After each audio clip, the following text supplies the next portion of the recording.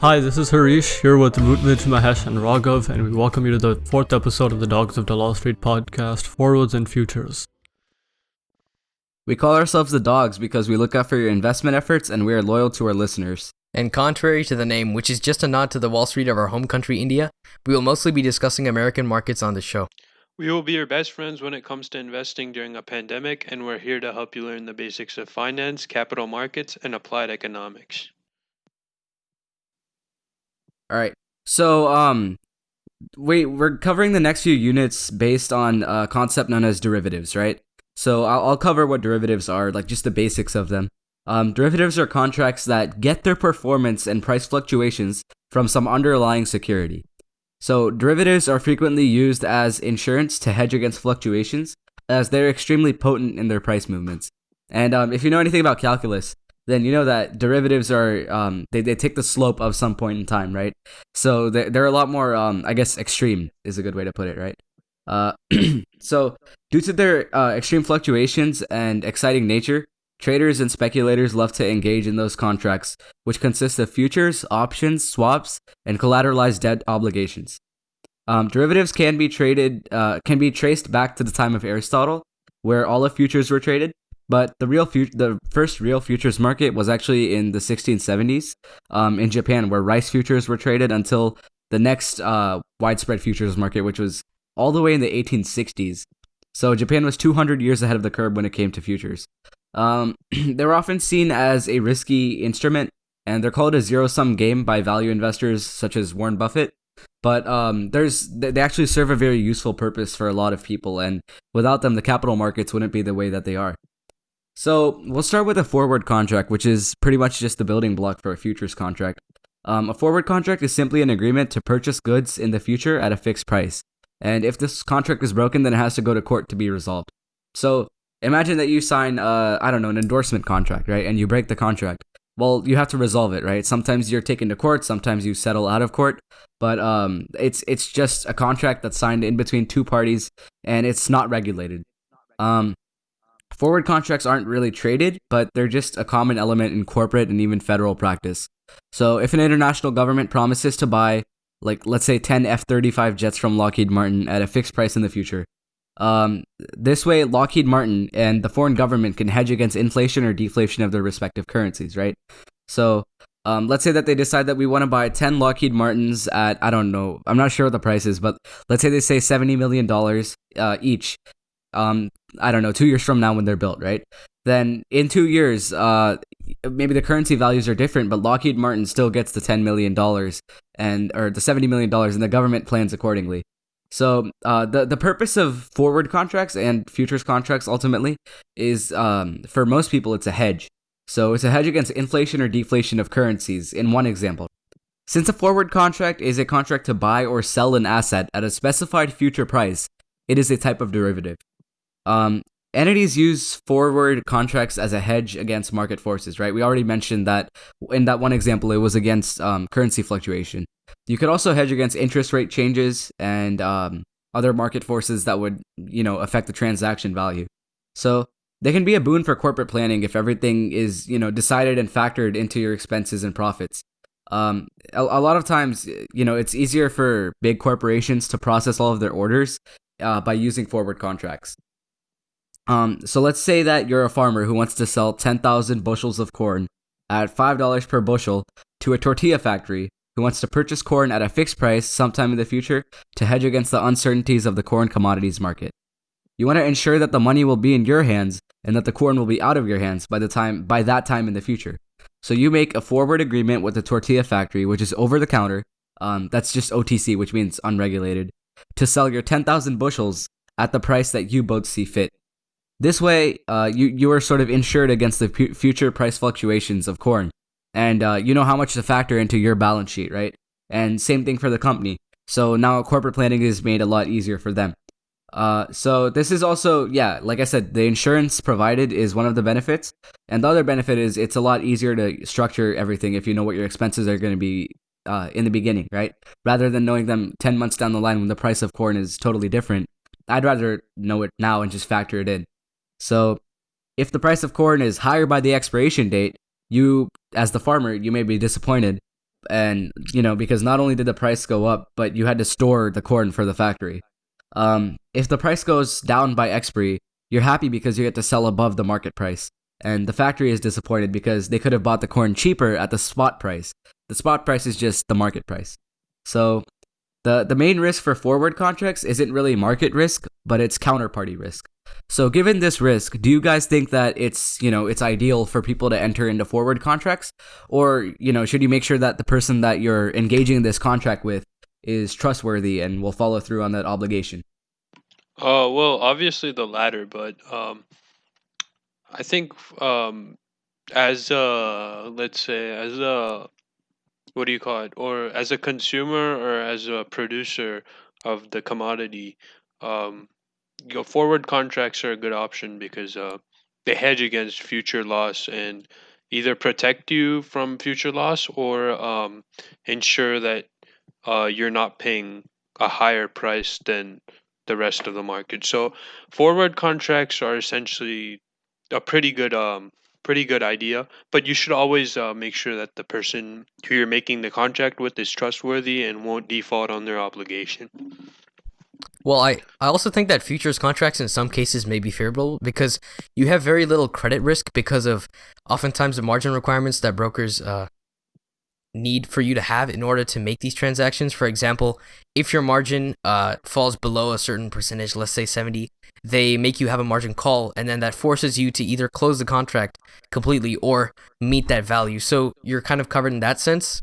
In addition, the contract really isn't defaulted on anybody because you have that clearing house counterparty, and it's also mark to market, which is a concept that after each fluctuation of each day, the buyer and seller respectively get their gains and losses profited to each other. In some cases, the losses and gains are kind of realized at the very end of the contract, which is sometimes risky.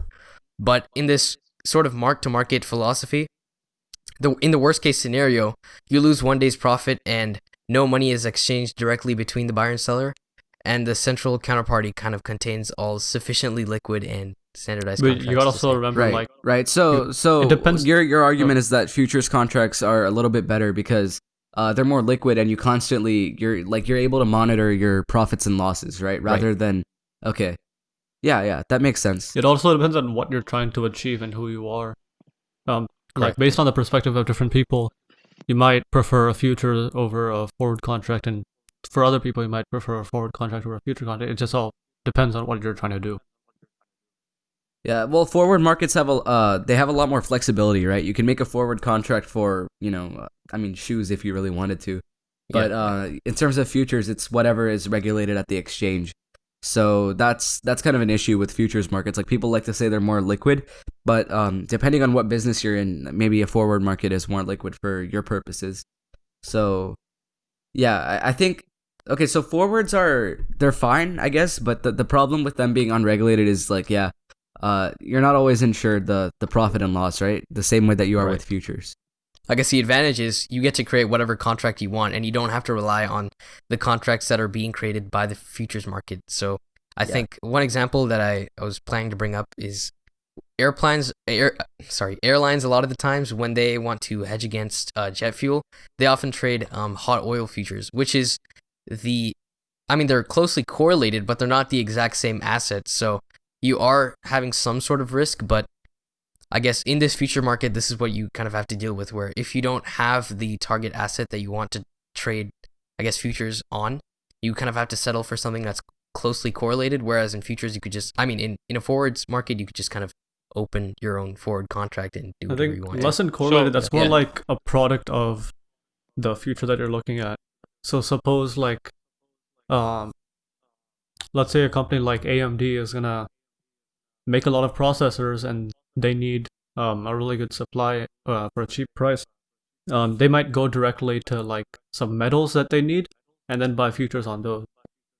So rather than correlated, it's just like a resource that'll then help you make a product. Right. So I think the bottom line is like with forwards, you have more freedom as you can like create your own contracts and not what do you call it? not have to rely on contracts made by the futures market. But again, forward market is more risky because of the risk that the person you're dealing with is not trustworthy. Right. Yeah. So moving on. So yeah, like that's just the bottom line, as Raghav said. The main risk for forward contracts is the counterparty risk, right? You don't want either party to not hold up their end of the deal because that messes with the corporate financial structure. So you may want to avoid buying outright. Like people must be asking, right? Like, why don't you just buy it outright? Well, you frequently want to avoid that and sign a forward contract because you don't have the facilities to store the goods being exchanged, and you don't have to pay for the convenience of having the goods now via borrowing. So let's say you'll have the money in the future, but not right now to borrow. Then you're probably better off than just buying it in the future rather than right now. Which is why you require margin even when you do futures contracts. But hopefully, you're able to pay it off at that point if you are going into a loss. So yeah, I think we sort of already introduced futures contracts a little bit. Futures contracts are just an exchange traded standardized forward line contract that is mark to market daily, right? I think we brought up all these points a little bit loosely, but that's the solid definition. So this just means that your account is updated as futures prices keep changing. Futures are guaranteed by a clearinghouse so that there is no counterparty risk, and they require margin as collateral to cover your potential losses. Futures are also way more liquid in terms of, you can trade them whenever you want to. You can short sell a future whenever you want to. You can buy a future whenever you want to. And it's obviously a lot more accessible. You can just go online and do it rather than meeting with a supplier and, working out the terms of a contract. You'll typically require a 5 to 20% margin to cover for your losses in any futures market due to the nature of it being mark to market and regulated by an intermediary who wants to, reduce the risk of default, right? That's what makes them so appealing. So due to the inherent risk in all derivatives, there are obviously a lot of people who shun people who trade them as gamblers and, speculators that just want to play around. But if we're being honest, I mean, this isn't a casino, right? It's not a game. This is serious business. I think it has a lot to do with quantitative algorithms, that type of thing are involved in this now, and I think this is a lot more business oriented than people might think. It's like we explained earlier, it's actually very helpful for corporate planning rather than just making money. That's not the main point here.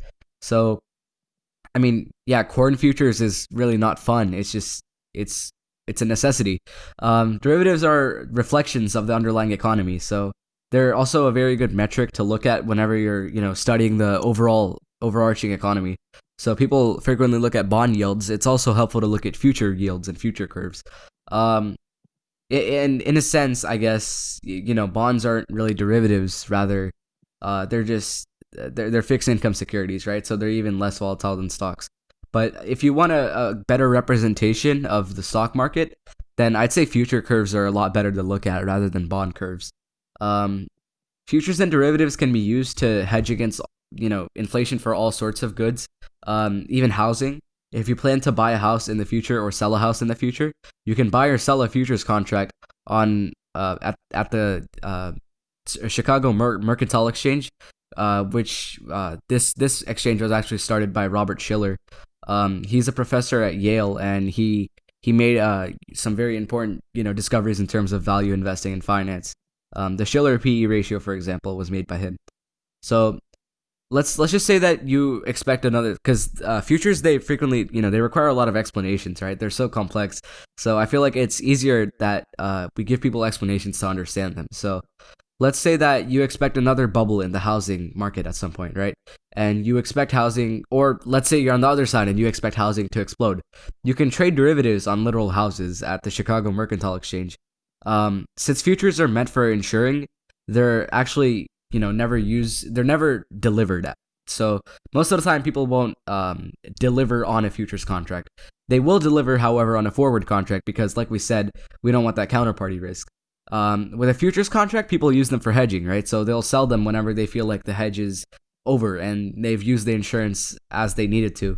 So you frequently pay a premium for insurance, right? So yeah, you will lose money, but now you're hedged against any risk in the market.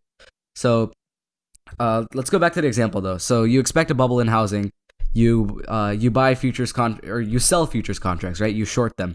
And let's say you expect the housing to boom in your city, then you buy futures contracts. You want to buy as much land as you can because you think that by the time that you get the delivery, I guess, of the houses, that the price is going to be worth way more, right? And you'll be able to sell them for a lot more than you purchased them at. So, yeah, they're usually never delivered unless you have arbitrage, right? So, just one example of where arbitrage is used in futures markets. It means that you're like a trader who thinks it's a good deal to actually take delivery of the futures contract rather than close the contract. So, let's say you arbitrage wheat futures in Chicago and you sell it for a higher spot price in New York. You've successfully arbitraged the pricing inefficiency, right? If you see that it's more expensive in New York than it is in Chicago, right? That's a form of arbitrage. Future curves, just like bond yields, can invert. So, like we said earlier, you can look at futures curves and get an overarching idea of the economy. So, I'm going to open this up to discussion. How do you think future curves can give a reflection of the economy? Well, I mean, in normal market conditions, you'd see a future curve that points upwards, right? Of course, as time goes by, you have things like inflation and, I mean, might as well just be productivity growth in the economy that are driving up prices and causing futures contracts dated longer to be worth more. Well, on the flip side, if a futures curve is inverted, so to speak, that could spell disaster for the economy, or you could use that as an indicator as a bad economy is on the way, since it's rarely where you would see prices for something in the future be actually cheaper unless there's some kind of deflationary pressure or the market isn't actually doing that good. So you could kind of use it as this macroeconomic indicator, use it for specific commodities to kind of see how they're doing. Right. So yeah, the concept that you explained where futures prices are for further out dates are more expensive, this is known as contango. And if there's uncertainty of prices, and they're more expensive in the present than they are in the future, this is known as backwardation. So yeah, we talked about the inverted bond yield curve signaling underconfidence in market forces. This is almost the exact same thing. Yeah. But on the same account, you could suggest that the futures prices going down could be because of increased production, and we know that more production is the sign of a growing economy. And when you look at economies of scale, growing production naturally means that the prices are going to get lower. So you might fix on a futures contract that gives you prices that are lower than the prices of the good right now. I mean, true, but the only reason you would see the price of something drop just because the production went up is that the demand is staying stagnant, which isn't necessarily a good thing. I think. Usually if a company has any idea of their corporate structure, they're not just going to randomly increase production, right? Rather, they'd hold it off and, they'd probably conserve their resources if, the demand wasn't matching. So if you are a profit maximizing firm, you're not going to make more than is necessary. So usually that's not the case. But also sometimes that's one unique situation. you have breakthroughs in production where the same processes are made much simpler, which results in more production because you can make more of a thing in less time with the same resources. Yeah, okay. That makes sense, I guess. All right, so I'll give a creative question now. If you could make a regulated futures market for any commodity, what would it be? So, what we're seeing in the near future, I was even reading this today. So Trump wants to increase. I'm not going to go into like politics at all. I'm just saying Trump wants to increase NASA's funding. He wants to increase it to like 25 billion or something. And so we might see a lot of new space exploration programs, not in the near future by any means, but like I'm talking like 10 years in the future, 20, 30 years. And so we might see futures contracts for like private companies where they order rocket fuel, booster engines, things like that. So they can put that into their expenses and account for that later on. Because we do see NASA and other companies partnering up, doing or getting cheaper products from SpaceX. Yeah. Well, I mean, now with the privatization of space, I think like, we're going out in space to get natural resources for the Earth, right? Maybe because we're running out of oil here or some reason or the other, right? So let's say we're getting resources from another planet, then maybe we'll have like a interplanetary futures exchange where we'll trade resources that are extraterrestrial. That's the next step. Yeah, that's the next step. Yeah, But I think moon rock futures. First, we'll be doing futures on space exploration technology, and then we'll be doing futures on all the goods that we get from space. Yeah, I mean, we're putting computers in everything now. Maybe there'll be a semiconductors futures market. They're putting computers in earbuds now. Yeah, that should be that's pretty reasonable. We should be seeing metals and semiconductor. Yeah, before we move out of the Earth, we should probably stay here. All right, Mahesh, what would you make a futures market for?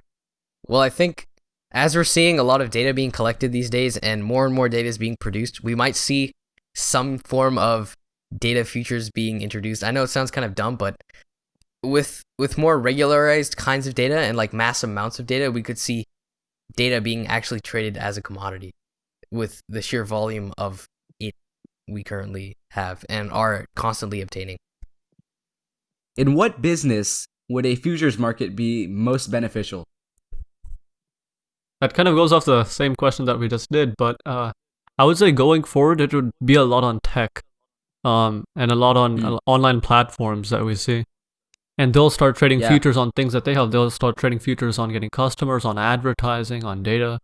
Right. There's a lot of things they could start trading futures we talked on. about how airlines trade hot oil futures. I feel like these tech companies could eventually, I feel like if they want to link up to space like a lot of, Amazon and Tesla is doing, I think they'll probably trade a lot of the space futures, the space rock futures that they may need for I don't know what, but maybe I think a more useful commodity for a lot of these companies now would be land, just because you need so many data centers and storage facilities for whatever you're doing, right? I don't think that there's going to be any shortage of storing the data, and in order to store data, you do need land. So I think land will actually be a really hotly traded commodity, and I think a lot of like we mentioned earlier, the real estate investment trusts, they might start renting out their mall land to Amazon. We're seeing that Simon Property Group, they actually they're thinking about turning some of their malls into Amazon fulfillment centers.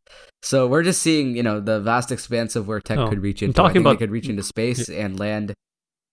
So yeah, I think tech is probably going to benefit a lot. I mean, whoever has the biggest spending power, right? Who makes the most earnings? I think a lot of the big market cap tech companies are going to require a futures market for land eventually. I mean, what do y'all think about that? Yeah, okay, so you brought up a really good point about storage, and I want to say something about that.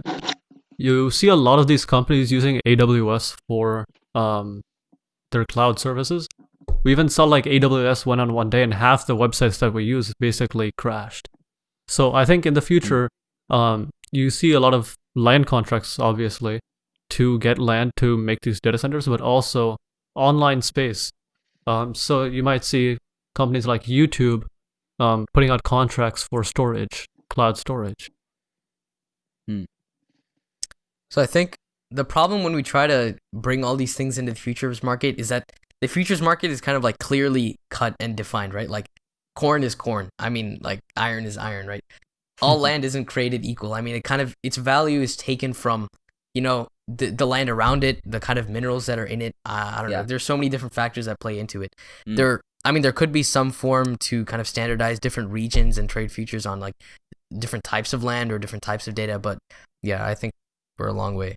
Yeah, well, I think if people can figure out how to value something like land, you can have a lot of tech people that figure out how to value data.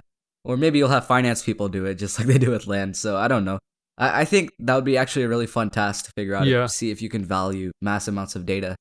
And I think that would be the first step towards making a regulated futures market for something so complex. You just have to make an algorithm for it, right? Take in different characteristics like proximity to cities, even like soil characteristics that make it more susceptible to erosion or things like that may undermine buildings built there.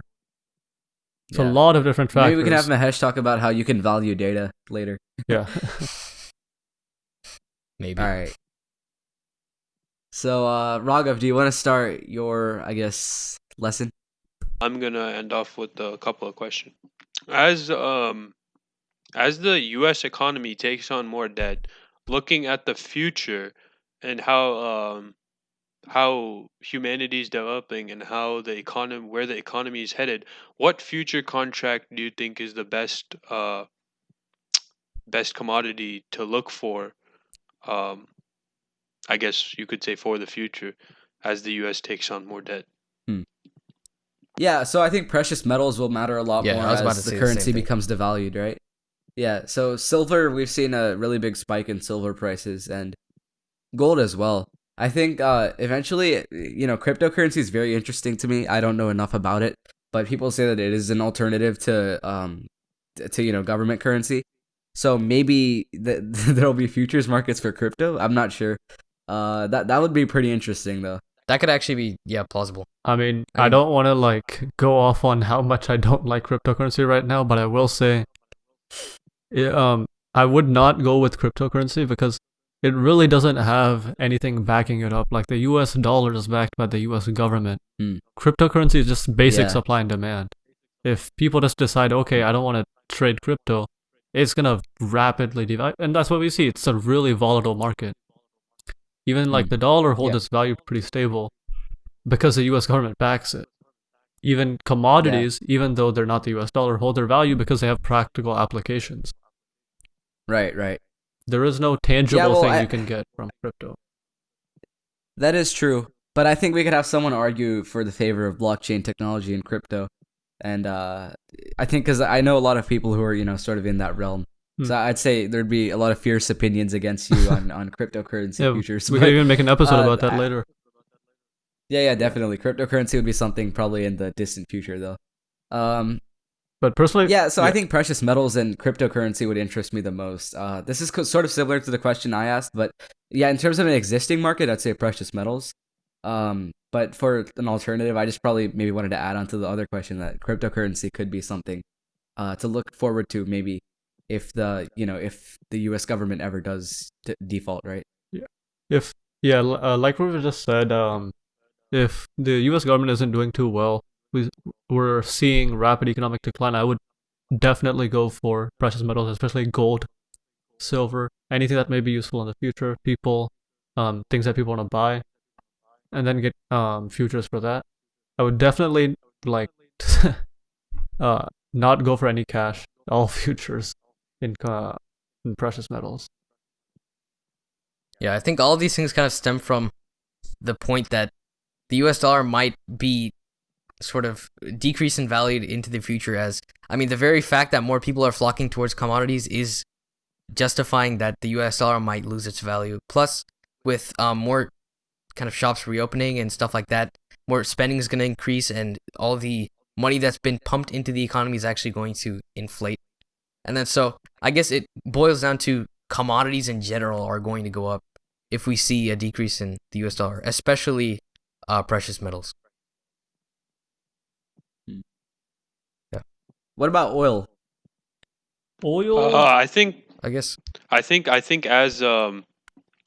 many what do you call it? Many countries embrace this like clean energy, wind energy, solar energy type thing. I think prices will go down for oil as demand goes down. But again, like they say, like fossil fuels are gonna run out one day. But as far as I know, they're still gonna be here I mean, yeah, the minimum that they stated for Hmm. that is through like my life. 50 years, so we can still get futures on that, even like well Right. into a few decades, and be fine. And even if Mhm. you see these countries are switching to, electric cars, electric everything, they're still gonna have a lot of things run on gas that just need to run on oil.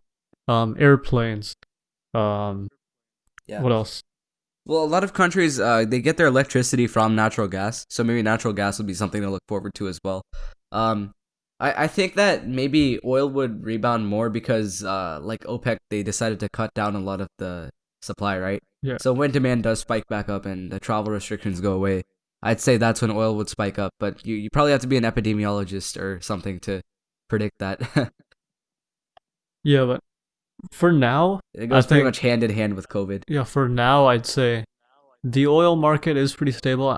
We see a lot of unnecessary fluctuation, mostly because of OPEC regulation, and then people suddenly realizing that's not going to mean much. It's a lot of like interference.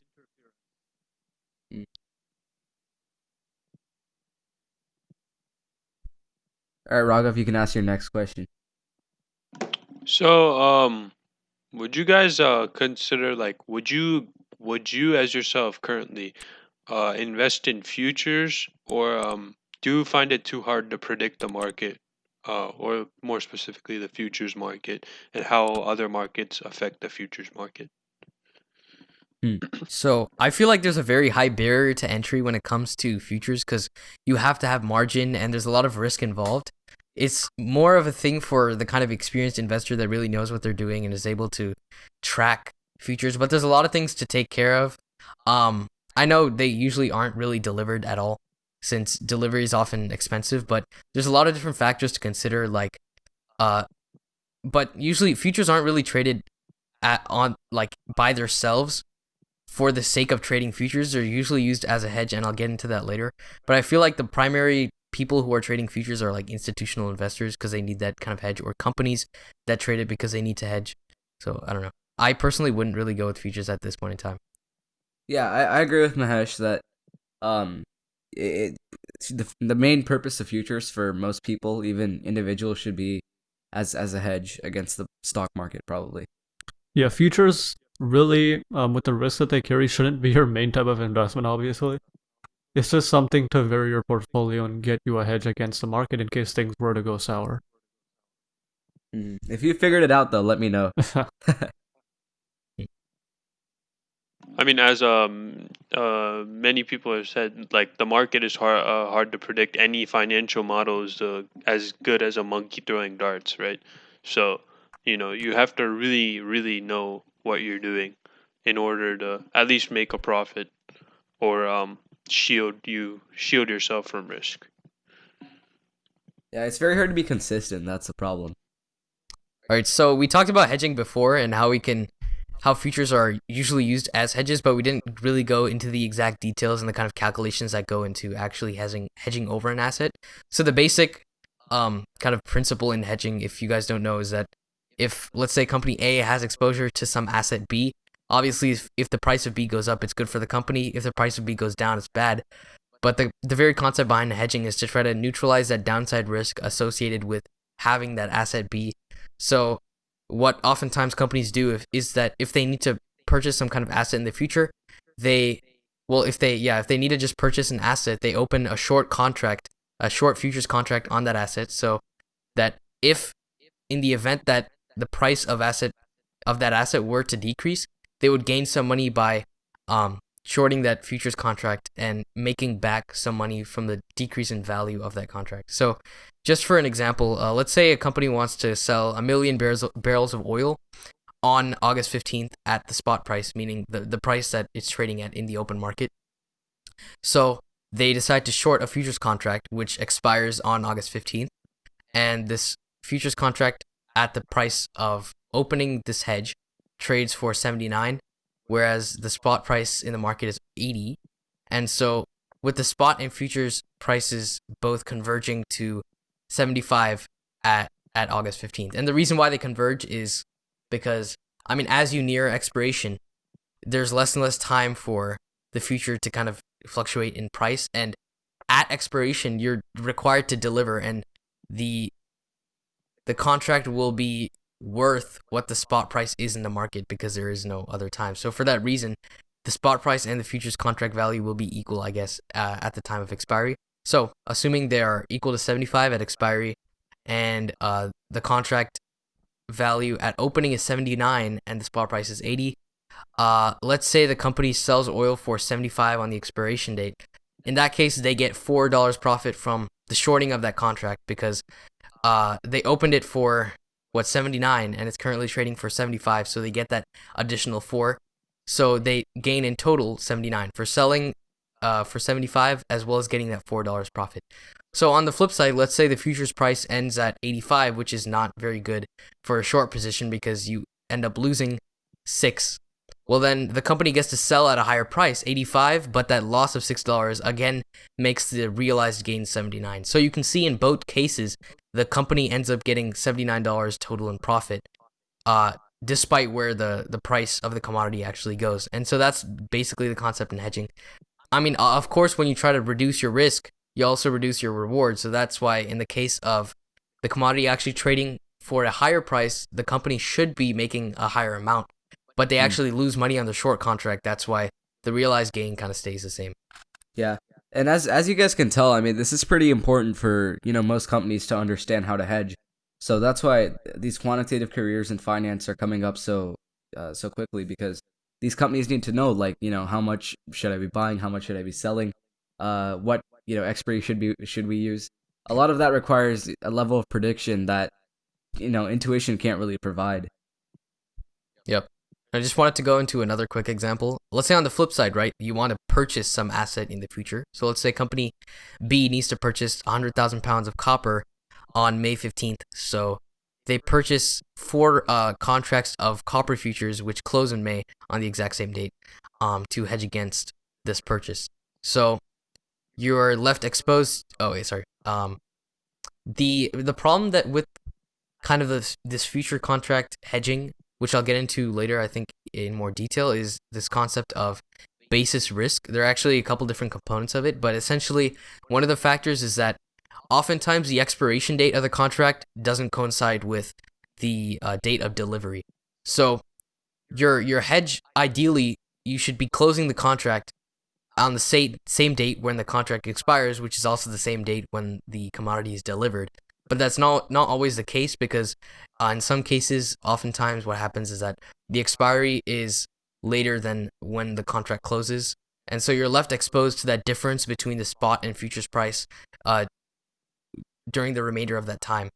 So that's something to keep in mind. But all right, continuing on, let's say that the futures price at the date of opening this contract is $3.20, with the spot being $3.40. So if on May 15th, the price of both the spot and futures converges to $3.25, then this company B needs to purchase at $3.25, of course, but they also make a profit of 5 cents on that futures contract because they opened it for $3.20 and currently is trading at $3.25. So they need to pay $3.20. Without the futures contract, they would have paid $3.25, but now since they get that profit of 5 cents from the futures contract, they pay $3.20 in realized gains. So on the flip side, let's say on May 15th, the price is trading for $3.15, then B gets to purchase at a lower price of $3.15. However, they lose $5 on that futures contract, which they opened for $3.20 and which is long. So they effectively need to spend that 5 cents more, which makes the gain, which makes them spend again $3.20. So you can see in both cases, if you're willing to short an asset, sell an asset in the future or buy an asset in the future, you can open a short contract and open a long contract respectively to kind of lock in what price you would be paying and kind of hedge against the market, so that wherever the market goes, you can end up paying the exact same price. Yep. So one other thing I wanted to talk about is this concept of basis risk, right? So a lot of times, one of the parts of basis risk is that oftentimes you're going to purchase an asset that isn't actually the intended asset that you want to trade.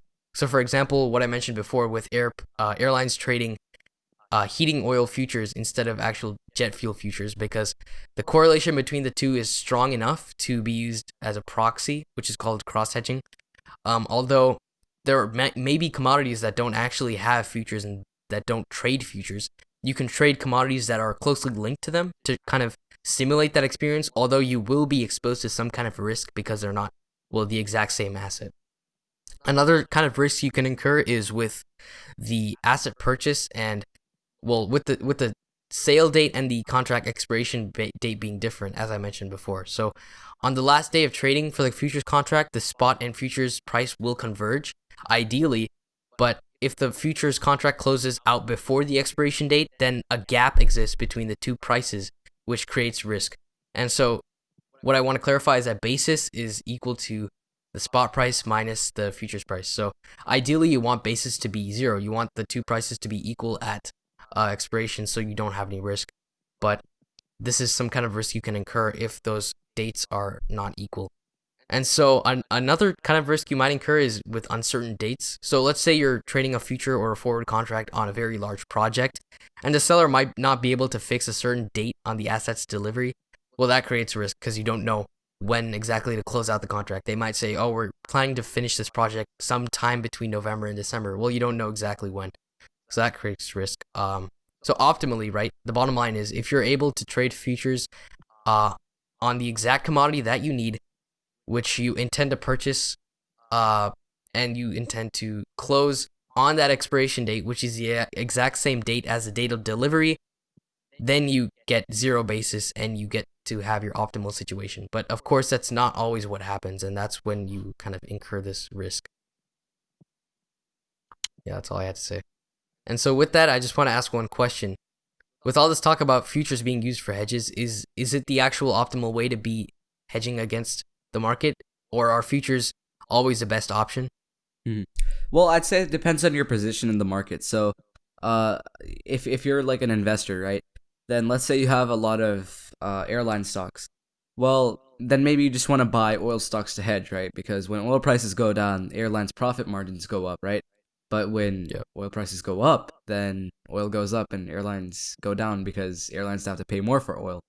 So yeah, that's always an issue with. I think that has more to do with like who you are in the market, what your role is.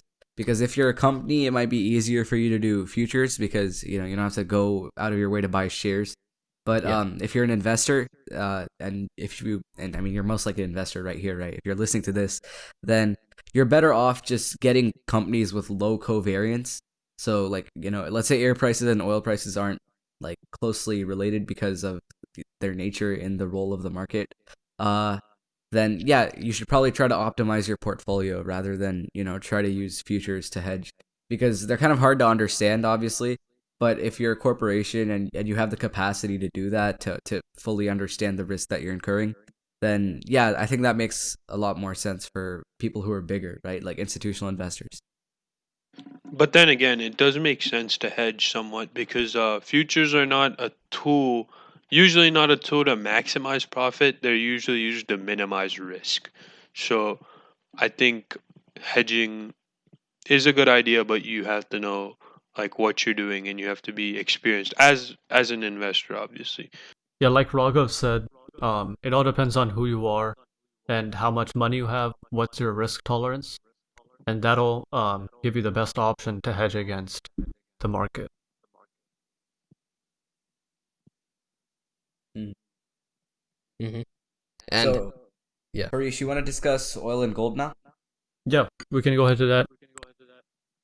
So I'll be talking about oil and gold futures, possibly like some of the most popular futures that people trade today. So gold, of course, with gold futures, that eliminates the need for immediate storage. Gold is a tangible asset, so you would need storage facilities.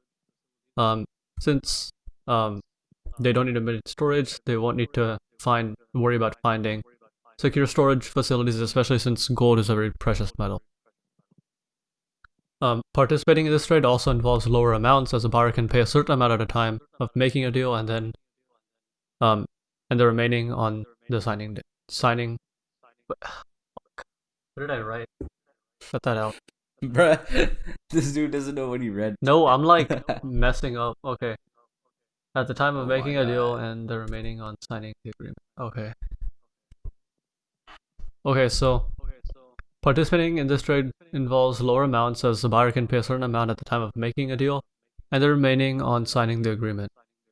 Gold futures, of course, futures offer a lot of liquidity, but gold futures especially have higher amounts of liquidity. However, default risk is a very real phenomenon which can leave an individual in the lurch during trade. Gold prices also fluctuate, and it is possible for an investor to lose money on his or her investment if prices drop significantly from the time of signing an agreement and taking delivery. Obviously, that does apply to all futures. Gold futures can also be especially volatile, and there is a chance for markets to crash or go through a phase of instability. But an important aspect to consider before opting for gold futures, however, is that these investments have an expiry date. These commodities stop trading before the agreed upon settlement date is reached. All dealings will be suspended before the settlement date, ensuring the individuals have adequate time to figure out their current position. And obviously, gold is also one of the most popular futures to trade in terms of precious metals. Next, we'll also be talking about oil, commonly referred to as black gold. The primary purpose of crude oil futures is to connect producers of oil with the consumers of oil. So oil producers can sell futures contracts that match up to their expected future production. By doing so, they can effectively lock in current prices. Although futures contract prices changes every day, a seller receives financial credit when futures prices go down, offsetting the drop in oil's market price. For instance, if a contract falls from $100 per barrel to $99, then the seller will get $1,000 credit, corresponding to a 1% decline multiplied by the 1,000 barrels in the contract. Vice versa, if the contract rises from $100 to $101, the seller takes a $1,000 loss, offsetting the eventual gain the seller will get in the future by having a higher price. Right. So selling in the futures market is effectively like short selling in the stock market. So when you're selling a future, you're taking a short position. When you buy one, you're taking a long position. Exactly. Just wanted to clear that up to make sure everyone got it. Yeah, exactly.